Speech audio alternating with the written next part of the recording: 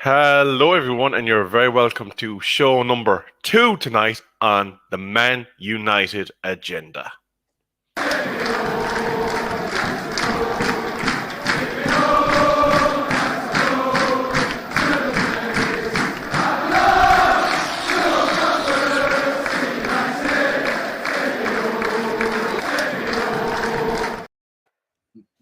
Well, on Monday, they're saying, take me home to my bed because you've been going all night long on Monday.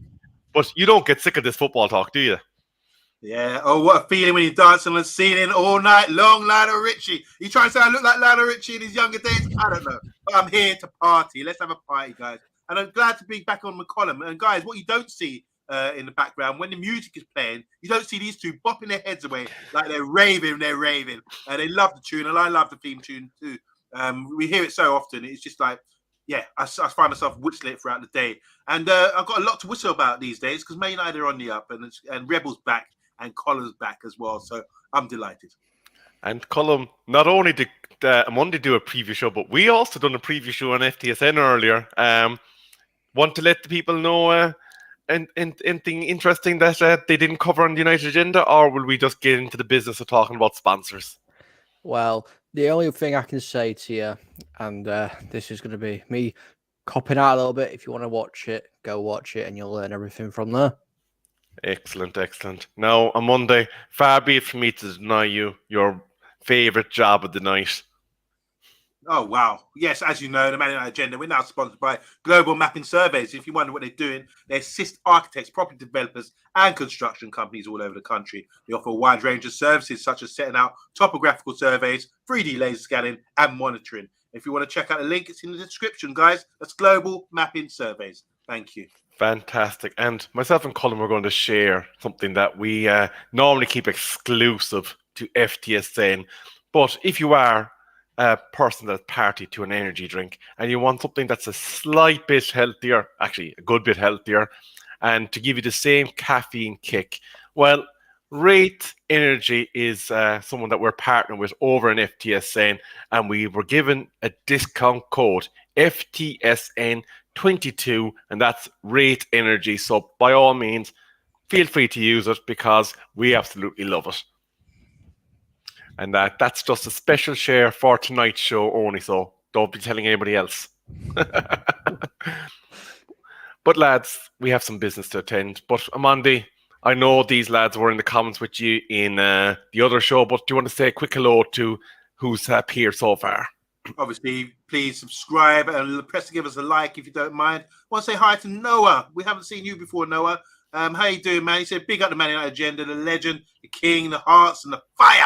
Love that. Love your energy, man. Big up to Noah. And welcome to the channel. Vincent's here as well. Vincent, you've come over with a cup of tea, boiled the kettle, and now you're on round 2 with the Man United agenda. Can you last the pace? Rory's here as well. He said, soup. I think that's, what's up? I think that's the what's up one. Column's right. He's nodding there. And he's also giving us an update saying poor Chelsea, 1-1 before with a man sent off. I don't know what the final score was, but doesn't look too good for the old boys in blue.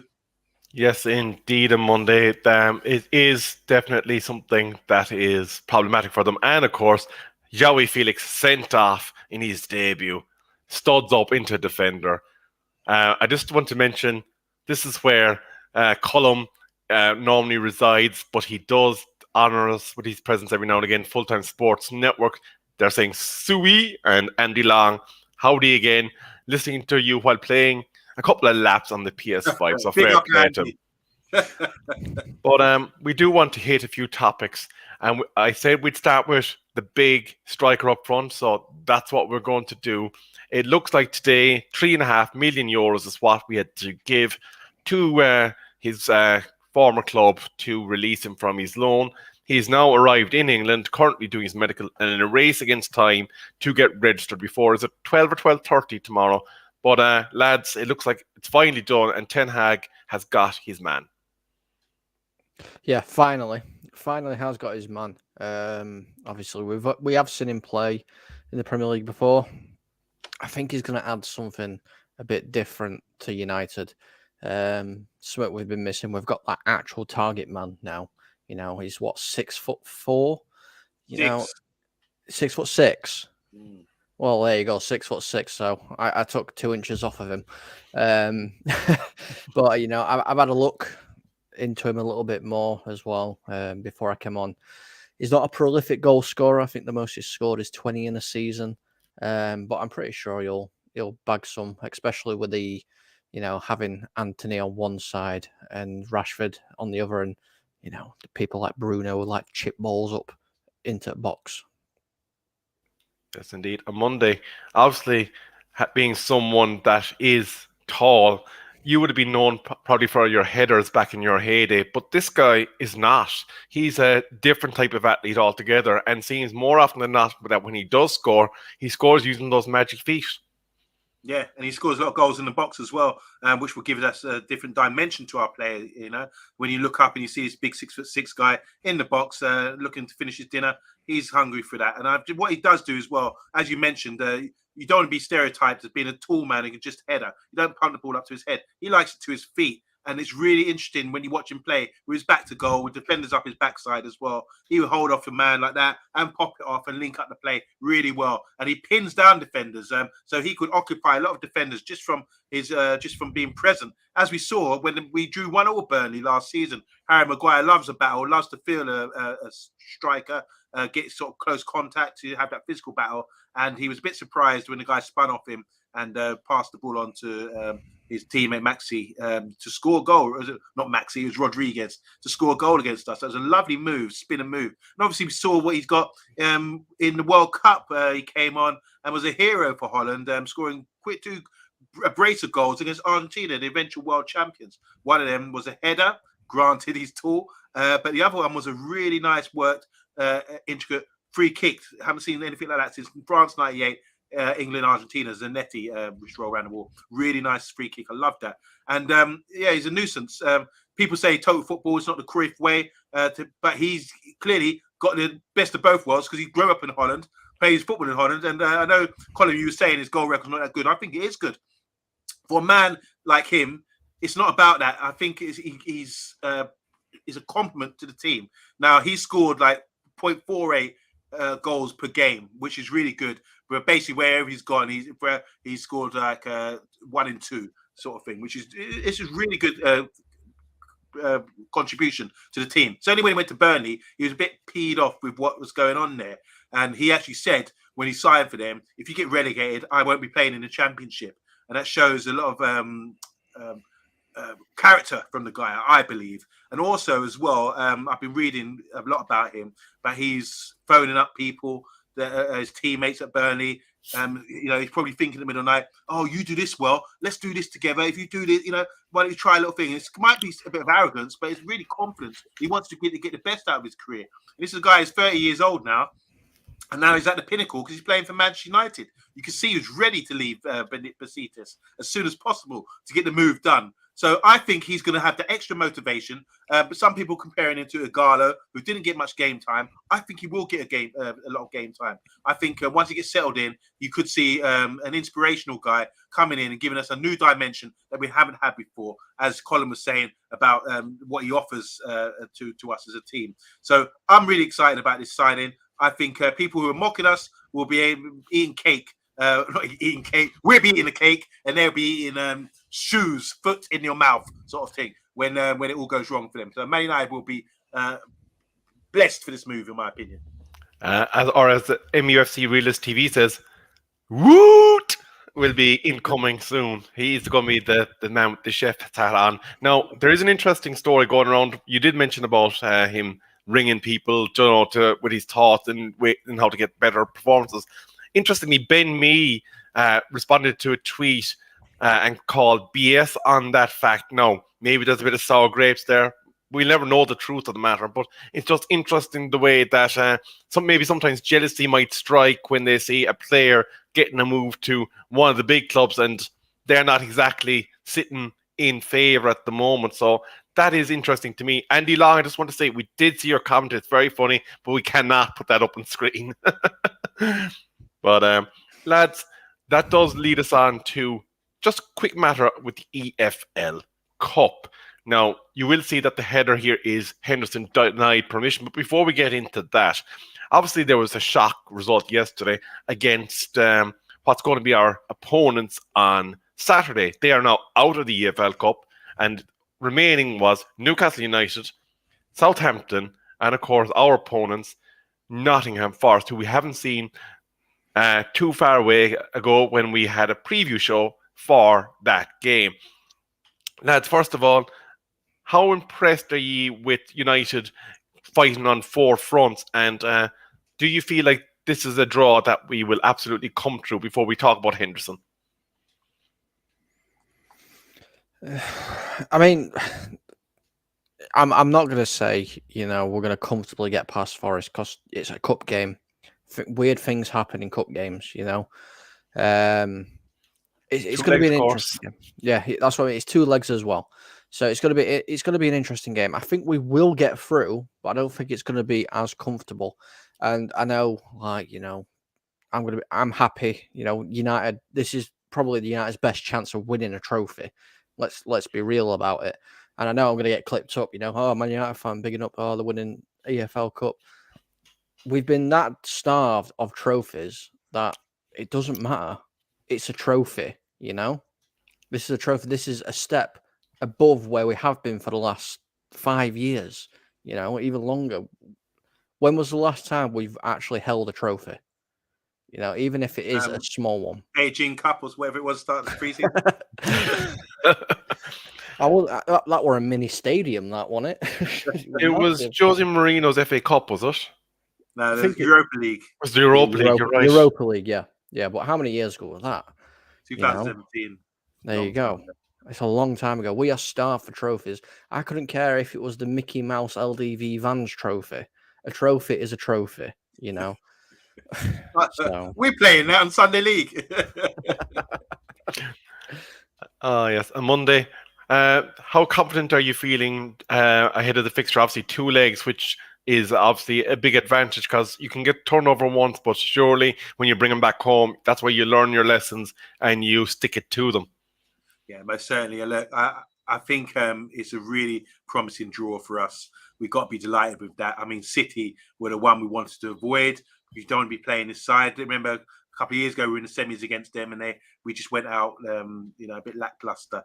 But now we've got something to play for, and I think the team would be up for it, knowing there's an opportunity to get to Wembley before all the other major trophies are handed out. We can have a trophy in our cabinet, and it's been a long time, as Colin was saying there. And it will, what trophies do. I call them minor trophies. Man United should be going for major trophies. There's 2 major trophies: the Premier League title and the Champions League. Those are the major trophies that we should go for. But to get there, like Mourinho did when he first came to Chelsea, he won the League Cup, and that gave a winning mentality. That gave a feel that, something big's happening here. And I think they do the same because we never expected us. We would have been happy to go throughout the season, get in 5th place or something. We would have forgiven the manager because of where we come from. As Colin was saying, it's been 5-6 years since we last won a trophy. So if we get a trophy the first season, Ten Hag might put a little smile. We might see some dimples on his face because this man is so shrewd and serious about his job. I'd like to see that be a good reward for a real great form. You can look at the stats, the first to 20 games or the best stats, winning stats for opening manager for Man United. He's turned us around. And if you look at players like Casemiro, Eriksen, that midfield block that we have there, look at bringing in Anthony, look at the revival of Rashford. There's so many promising things that you see in there. Even Luke Shaw, for me, is one that's magic. And I would love for Harry Maguire to go out there and lift the trophy as club captain before the end of summer comes, because I know Rebel would want him out of the club. But I think it'd be great to leave the club with winning a trophy finally. He was doing the big ears like that. Could be the FA Cup, could be the Europa League. There's so many different options out there. But winning this with this draw, we've got to be favourites now. The bookies have made us favourites. We've got to go out there and be ruthless and take it. And because you're not going to get fed like that in the next coming years. You might have Chelsea, Liverpool, and Man City in the semi-finals. This is a great opportunity for us to win it, and I think we will. Absolutely. No, I do see CALLULA in the chat, and as she affectionately calls Harry Maguire Sir Cement Head, we are going to talk about something though that she did bring to our attention quite immediately following the draw yesterday, and that was the question of Mr. Henderson and whether he could play against us. And she was diving into the books then to figure out what exactly the obligations or non-obligations were, and it was basically a case of they need to either get permission from parent club to play them, they're automatically banned from playing against us in Premier League, or they would need to purchase outright, given that it is the January transfer window. Now, we have learned today that Henderson has been denied the possibility of playing against us in the League Cup. So Manchester United have acted swiftly to dispel any thought that permission would be given. So obviously that's them saying, look, we're happy to sell him. If you want him to play, he has to be your player. So come and make us an offer that is acceptable to us, or you will have to leave him out of your team and put yourselves at a big disadvantage, because as we learned in the Premier League fixture, the drop down to the next goalkeeper isn't exactly starting. And I'm going to start with the goalkeeper coach here, because he would probably have his eye in on these two keepers. Well, I'm presuming you're going to me. I mean, it's a very, very smart move from Manchester United's behalf here. You know, why would you let the better of the two goalkeepers play against you, especially when he's your goalkeeper? You know, we've seen what Henderson is capable of. He's capable of doing big saves. His distribution is top notch. You know, he's still got room for improvement, but it's really, really good. He's very commanding as well. He's very vocal.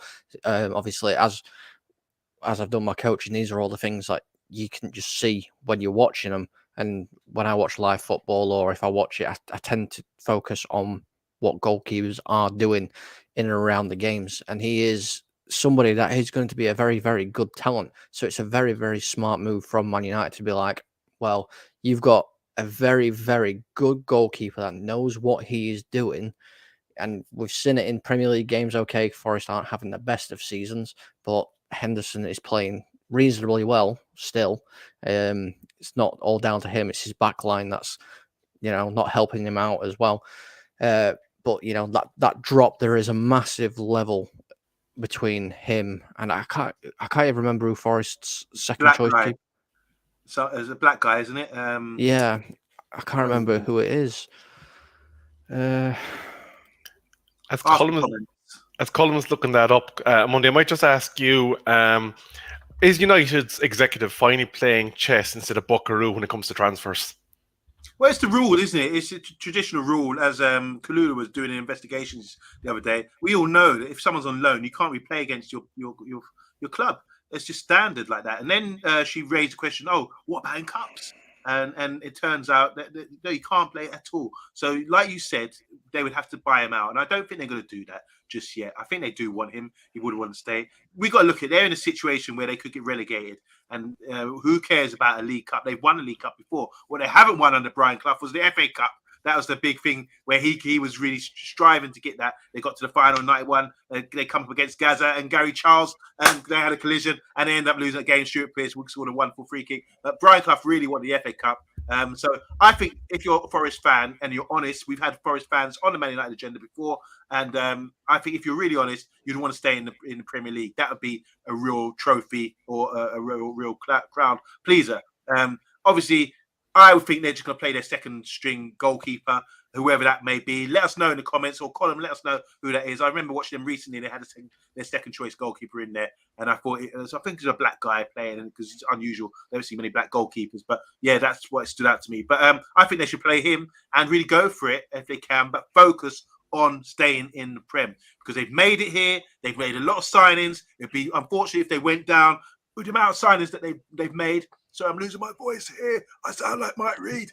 So I think it's really important that they stay up rather than worrying about beating us. They're giving their all, no doubt, but stay up, Forest, because I think you're a great club, and I think you've got to build for next year. Yeah. Well, I've just gone on to the Forest's actual page. So they have as backups Wayne Hennessy and Jordan Smith. Wayne Hennessy. Wayne Hennessy and Jordan Smith. Wayne Hennessy is a good goalkeeper. Yeah, he'll play. Yeah, he's a good goalkeeper. Is he at standard to be able to stop a Man United onslaught? No, he's not. The one thing I will say on Monday is you dismissed the League Cup for Forest this season, but I suppose they are now at a stage where they're one game away from a final. So do you not look the gift horse in the mouth and try to get to the carrot that's in front of you rather than looking for what a carrot that's across the water that you not might make across the river? I think as a manager, you're going to speak to your board and you're going to say to them, they're going to say to you, we want to stay in the league. Now you can go and win the League Cup. And I don't know if that qualifies you for Europe. I'm not sure. I think it was, I can't remember who the last team was that won a domestic cup and ended up playing in Europe in the championship. Was it Millwall? It's the Europe Plate or whatever it's called, isn't it? Yeah, The League Cup with you into. That's the one. Conference League or something like that. Who can remember the last club that got relegated but they played in Europe? Pompey. Ipswich, maybe. I can't remember. Anyway, so but you don't want to be that side because you're playing 46 games in the championship. You cannot afford to be doing that in there. So I think the manager will speak to the board, and the board will say to him, "Look, all right, it's great you got this far, but please, we need to stay in the Premiership. That's the most important thing. Bigger, I said, bigger than a domestic cup." And on Monday, before we continue, you might just hit a few comments because we have been neglecting them a bit. Yeah, I want to say hi to Ruby. That's guys. If you're part of Man United Agenda, go and check out MUFC Realist TV. He's just finished the broadcast. They're on tonight at 8:00. Clashing with us, but go and check them out. Go and subscribe as well. Ruby's a good friend of the channel, and it's one big community out here.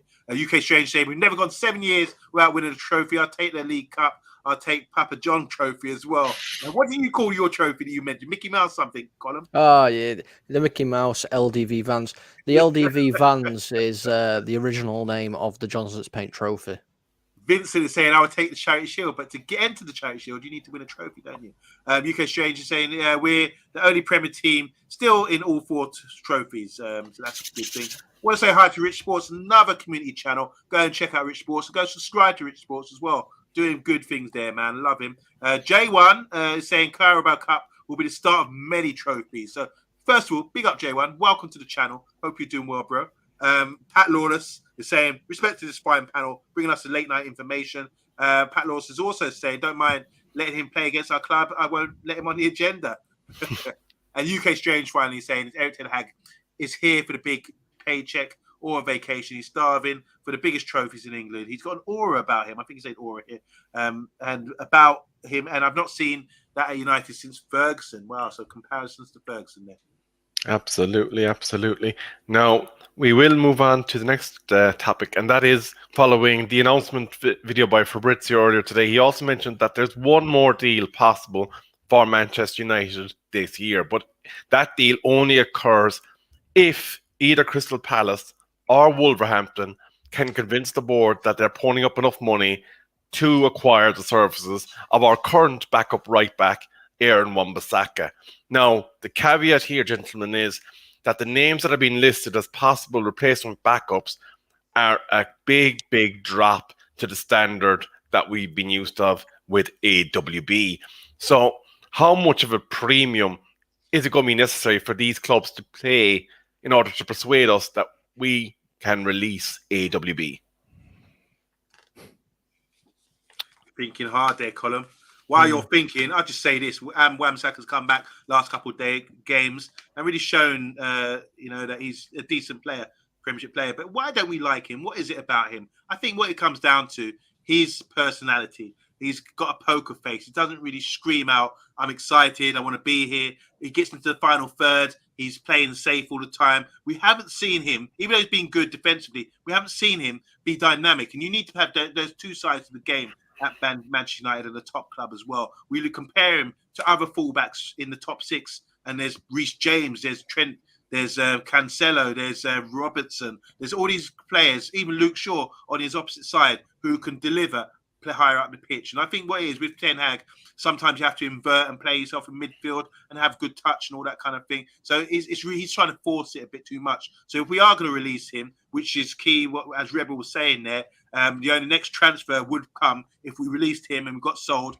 There's 2 clubs interested right now. You're talking about is going back home to Crystal Palace, as Saha did when he came to Man United. He ended up going back to Crystal Palace, back home where he belongs, where he felt comfortable, or go to Wolves. So I don't think Wolves really need him. They got the guy from Barcelona there as a right back and a few youngsters as well. So I don't think Wolves would really come off. But Crystal Palace could be the one. But then it would be a case of, I mean, how much do they pay for him? You have to start considering that. So I don't know. I don't think it's going to happen, because that means we'd have to go reach out and get someone. I like the guy, Walker Peters.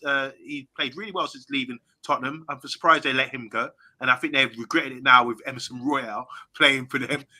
He's really good. I watched him yesterday. He's a good dynamic fullback, gets up and down. But then again, can he make the step up to Manchester United? Who knows? And then there was also talk about Dumfries, and he would be about 30, 40 million. And then there's the guy from Leverkusen as well. These are guys maybe that we should consider for the summer. And there's a guy from Lyon as well, the youngster, who could be understudy to Dalot. I prefer someone like him, because that would be the sort of the idea of sort of players that we go for in the future. But we have to be careful about how we go about it. I want to unbalance the squad just yet by sending Wan-Bissaka. Colm, is it a case of, like Gordon Gekko would say, show me the money? I don't think it is. I think at this moment in time, with the squad we have, and there's 18, 19 days left of this transfer window. We've seen how long it takes United to get deals actually done. Wan-Bissaka is currently priceless, because we can't afford to lose Wan-Bissaka, even though a lot of United fans seem to have a problem with him. I don't think Spider-Man's done too bad, especially since he's come back. So I think it is priceless. In January, it's priceless. Maybe in the summer, we look at something and we're like, okay, now we have enough time to let you go and bring somebody else in. But right at this moment in time, we cannot afford to lose him. Sorry, Rebel, what are your thoughts on Wan-Bissaka? I haven't really heard you talk about him over the years. It's not like, I know you say Maguire, you have a strong opinion on certain players, but what are your feelings on this? Well, I think looking at the profile of right back that we're looking for, he's not exactly that right back. At the same time, he's found a kind of a niche within what Ten Hag finds acceptable and can cover in the games that he has played. Is he a right back that's going to maraud down the wing and strike fear into the heart of defenders? No. But can he do a job for us? Absolutely, he can. Obviously, Eric Ten Hag trusts him because he brought him back in those games that Dalot was missing, and he rewarded him with those performances. So he did. Do I think it's essential to keep Wan-Bissaka in January? Absolutely, because the players that we would want to replace him, we're not going to be able to afford in January.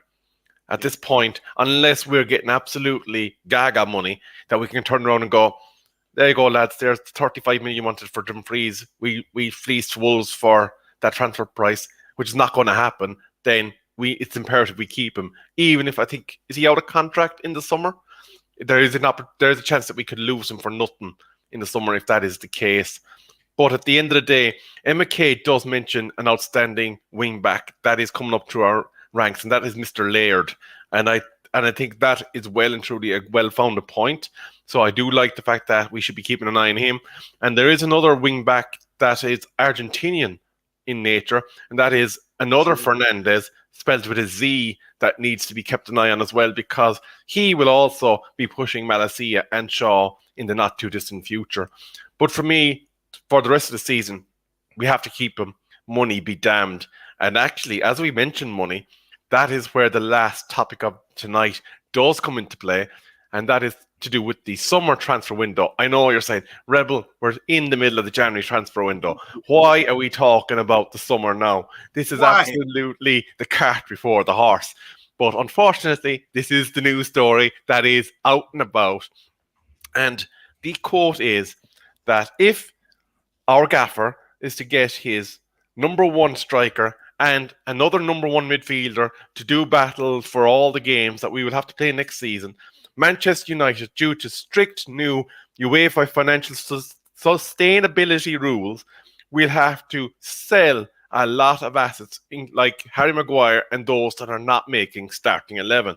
This is according to reports in the Telegraph today, which have stated that we have a cash flow of £307 million owed in previous transfers. So that, taking that narrative, it would seem that Manchester United, financially speaking, due to the way that we were managed in the executive level, are financially a bucket with holes in it that's leaking water. However, What I am wondering is, are all these stories premature? Because as we all know, the Glazers have put Manchester United up for tender and are willing to sell the club provided they get whatever amount of whatever figure they have in their heads. So if a new owner's coming in, all that money that's owed, all those loans, all those debts, they go bye bye because that would be part of the takeover, which completely and utterly resets the financial constraints that we're under and, in essence, makes that point moot, does it not? Yeah. Yeah, I'll go with this one. I look, you're right. You've explained it really well there, Rebel, about why this issue's come up in the summer. I think we will be making selling players for sure. There's no doubt about that. We've got to sell them to the right price and sell, and test people out. We can't sell in January, as we was just talking about Bissaka, for example. It'd be like suicide to sell someone at this stage of the season. So summertime is when it all goes off, and I think the players will know if they're talking to the agents right now. Someone like Maguire, who doesn't seem to be like the mainstay. He's England's number one. He needs to play for a club where he is the number one player there. And I think that's someone that could be signed going forward. They're talking about McTominay recently. There's money out there. Clubs like Newcastle would spend a lot of money on him. And he's a proven Premiership player and a quality player, in my opinion. And then you've got other players there as well, like Lindelof, even Fred, for example. I know he signed an extension, but there's players that could go on. I think what we're building here, a foundation of quality, experienced players, and then we can bring in through the young players as well. I think that's the goal going forward. Once you've got that foundation, you can sort of slowly just introduce these young players into the system with occasional transfers coming in just to bolster it up a little bit. So I don't think it's too much of a concern about financial restraints or anything like that. But I do think Wan-Bissaka, Maguire, they're talking almost 50 million, and then other players that will be leaving on a free as well. A lot of players' contracts will be expiring as well, and it's not just players in the first team; it's other players from reserves and that kind of thing. So you have to replenish what you've lost, and you have to consider as well when we're talking about strikers earlier. We've lost Greenwood, we lost Cannavale, Ronaldo, various other players in that striking positions recently. So we do need to replace these guys, and I think if you're talking about a summer transfer, I think ideally it's going to be centre forward, depending on what happens with Weghorst. I don't think it's only a loan, but I do think we're talking about centre forward. And if you are buying a quality centre forward for who's going to do the business for us, you are looking for a big money signing. So I think that's already been considered. It's not just like we just turn up and say, oh, who are we going to buy now? I think that we're already making plans towards that goal. So all this issue about money issues for the summer transfer window, I don't think it's that much of a concern. I think it's under control. We've got the right people in at the club at the moment. Since last year, we've been recruiting top quality staff members to sort of sort these issues out. So I don't think it's a crisis. I think there's going to be a plan A, B, and C. And I think we start looking at players from now who will come in, and it will all be sort of undercover. And we might find out, or Rebel will definitely know first, because he's got his ears to the ground. He seems to come up with stories long before they're released in a major media. Rebel, I don't know how you get your sources, mate. But yeah, if you want to know about transfers and that kind of thing, guys, go and see Rebel. That's what I do. Absolutely. Cullum, over to you, kid. Yeah, this isn't going to be an issue. Obviously, everybody hears different things and everything like that. Me and you both know, Rebel, we have a very good contact that the sale of Manchester United will be done in a matter of a few weeks, maybe a month and a half, somewhere around that line. So it's not going to be an issue. The whole thing's not going to be an issue. And I've seen, obviously, people putting comments in there, saying, like, we've got players like Jones, Tuanzebe, all these kind of players. We've got Eric Bailly. He's out on loan. We've got enough players that we can get rid of as well to boost this money. And I also know that, as what OMONDI was saying about, strikers and other potential players coming in the summer, Eric Ten Hag already has a list. He's already got the list of players that he wants to bring in the summer anyway. And I'm pretty sure he's probably spoke to potential owners in regards to who he wants to come in, and he's already kind of told them roughly how much he's going to need for the summer transfer window to then push on and go another step and possibly challenge for the league title next season, and obviously Champions League football and whatever else comes with it. Absolutely, absolutely. Now, there is a bit of a bonus topic after being mentioned, and that is from Vincent Bullock that Zidane Iqbal, who requested a loan move, has had that blocked by Eric Ten Hag. Now, obviously, I'd imagine Eric, being the type of gaffer that he is, has sat the young man down and explained to him why he's not going on loan. And that has to be that you're part of the plans for the rest of the season. And once we get to A, B, and C, you're going to be playing certain amount of games for us, and I see you as part of our journey to winning silverware. Would that be a fair assessment? I'd think so. You look at the amount of games that United are currently playing. We've got City, and then we're playing Palace, and then we've got Arsenal, and I think we're playing again midweek. It's quite a lot of midweek Saturdays, midweek Sundays, at the minute. So he's going to need as many players as he can to rotate. I think we will more likely see Iqbal play in the cup games more than the league games. I kind of hope he gets a few minutes against Palace, so we can rest some players. Ericsson. So we can rest people like Ericsson. It's a shame that we don't have, the prolific midfielder that's now gone to Everton for some ridiculous reason, because it would have been nice for him to get a couple of minutes run out, or a half a game run out against Palace as well. So then we could have rested another midfielder. You could have put Iqbal a little bit further back. And rested Casemiro as well for the Arsenal game. So he is needed. Every player is currently needed at Manchester United just because of how many games we have to play in such a short amount of time. On Monday, how significant is the Donny van der Beek injury in this decision, do you think? Has it forced his hand that he cannot afford to let a midfielder leave club? Because obviously James Garner was deemed surplus to requirements and sold to Everton in the last summer window. I think we're strong in that area. As Donny wasn't playing in. Look, you've seen our formation. There's 20 in the comments right now. There's 20 more people watching. What do you guys think? But you know our shape. It's been consistent all the way through. That's our identity. You've got two sort of pivot players, and we've got a guy in Bruno ahead of them. So it's Ericsson, Casemiro. We've got McTominay coming in there as well. Donny van der Beek has been a replacement for Bruno.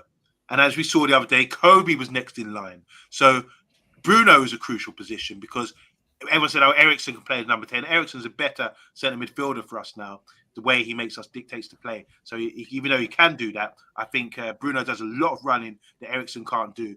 Bruno's a good, hard-working player, and this is what it takes out of his game because he could just focus on scoring goals and assists and that kind of thing. But he's doing the job for the club. We saw that when Kobe came in the other day. We saw it when Donny comes in, that they can't replicate what Bruno offers as in work rate. Even though they've got other qualities as well. So I think Zidane Iqbal, going back to him, I think he's a fantastic talent. But I think with the manager, he's sort of taken his time. He's only just come to the club. When in the beginning of the season on our pre-season tour in Oceania, we saw a lot of Zidane Iqbal, and we heard on the training ground where the manager was really sort of trying to encourage him. And I thought, okay, he likes him. It's not saying he's dissing him. He's actually likes him for him to be trying to push him that way. And I was expecting to see more of him. But now you're saying we're at the stage of the season where Donny's out. Someone's got to come in. And I think Zidane Iqbal, you say, no, you can't go on loan. You've got to stay with us because there's opportunities here. And I think Zidane Iqbal will be one for the future for us at the moment because we saw what happened with I want to go to our Dutch correspondent very soon, but we saw what happened with Ryan Gravenberch at Ajax. He was someone who came through, and then he was sold to Bayern Munich because at a young age because he was so talented. They see as talent. And I think young players need opportunity.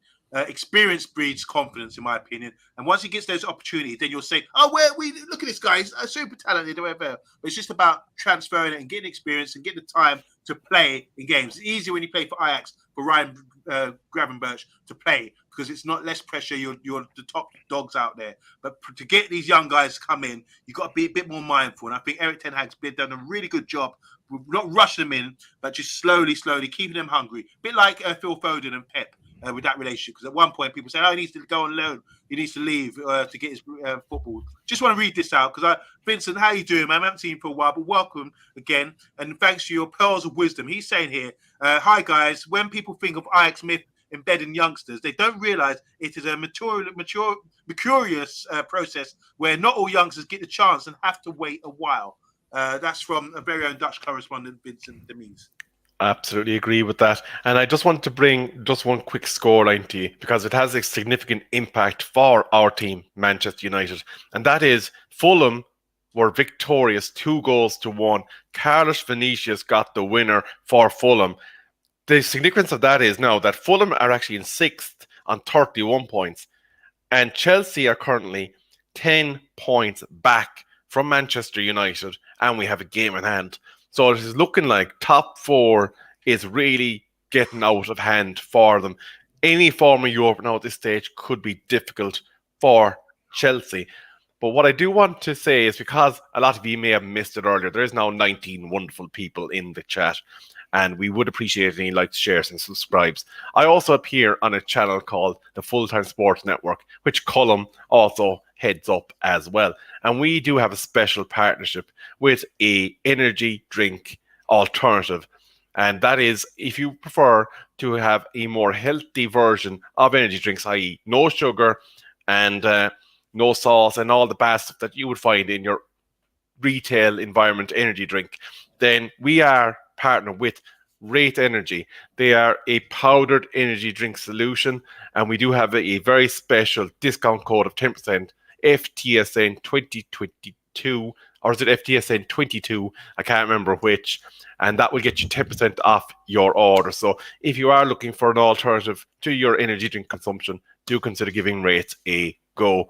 But lads, before we do wrap up the show, on Monday, I'm going to ask you obviously to go through some final comments. Have you any other business that you'd like to put on the slab, or do you think we have it all covered? Well, my business would be saying hi to Kay Slater. How you doing? Hi to MUFC. I'm going to read out their comments. They say, nice to see Pereira doing well for Fulham. So he's doing an ex-Man United watch on Fulham game today, West London derby against Chelsea. MUFC, how you doing, man? I know you go to games. He's saying Chelsea losing tonight was a beautiful moment in football. Emma here saying Felix was red card on the debut. So we're getting lots of updates here. And obviously, don't forget about Sancho is going to be like a new signing on his return. That's from our very own Pat Lawless. And a couple more comments here. MUFC is saying, how much do we get for Donny and Elanga? See, you talk about the finances. There's a lot of players here. Elanga could leave. Donny as well when he recovers. Why is Zidane being brought on? Why isn't Zidane being brought on for Zidane when we're ahead of games? The same with Savage and Casemiro. I think he worded that wrong slightly. 25 in the likes or watching the game, watching right now. Make sure you press the like button. And then Emma, I'm going to finish with Emma K. She's saying we still have Jones, Tunzabi, Williams, Mengi, who probably not going to get sniffed under Ten Hag. We should be focused on selling them before getting first team players. We'll also throw out there like Bailey, which Colm said, and the left back Tellez as well. Don't forget about him. I want to say hi to Boom Hura. Am I pronounce that right? He said, hate to see Andreas go. Good for him. What do we call him? The preseason Prelo, was that his name? Preseason Pirlo, yeah. Showing his quality, and really stepping up. So, it's a slap in the face for us. He's doing so well. Fulham doing fantastic. Big up to Fulham Football Club. Who's their manager, Colm? I don't know, but he deserves a lot of praise. Yes, he does. I can't actually remember his name, to be honest with you. It's And the just Portuguese. guy, Yeah, it's Portuguese. Who was And just to echo what Vincent was saying earlier, obviously we've seen Manu getting a chance in the League Cup, and we're seeing the likes of Palestri getting involved as well. So Ten Hag is already starting that process that went so unviewed at Ajax. So that bit of insight from him is always appreciated. We do like getting the information from our Dutch correspondents. But I think, gentlemen, we have gone deep into the night talking about our favourite topic, and that is football. Once again, we would like to thank our show sponsor, and that is the Topographical Survey Masters. If you have any queries regarding that, do check out the link that is in the video description. But from me, I want to thank Colm and OMONDI for joining me tonight, and to all those wonderful viewers that were in the chat that stayed with us throughout the preview and this show tonight. Remember, we are back tomorrow. I think there's an 8:30 show, but the big event, the Friday night takeaway, Mr. B will be back in the chair, bringing you all those wonderful takeaway menu items that are, of course, football related. So be sure to tune in for that. And the watch along, I think, may be coming up on Saturday. We have yet to finalize the details for that. So do stay here and we will keep you posted. But from us, a very good night. Goodbye.